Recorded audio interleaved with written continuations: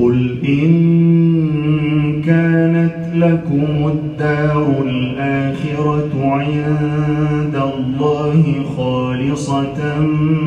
من دون الناس فتمنوا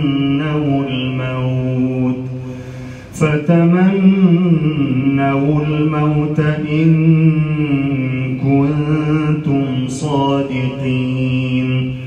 ولن يتمنوه أبدا بما قدمت أيديهم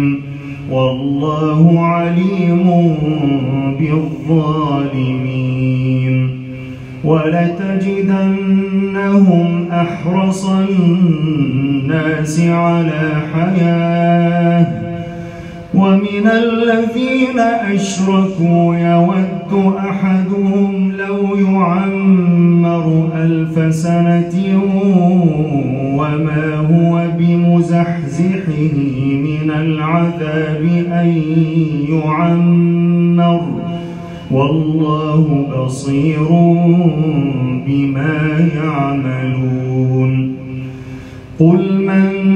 كان عدوا لجبرائيل فإنه نزله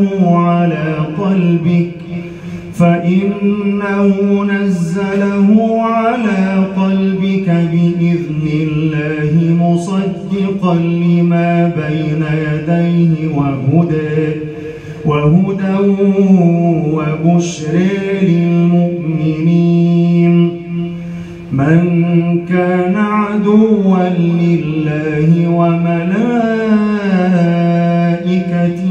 ورسله وجبرائيل وميكائيل فإن الله عدو للكافرين.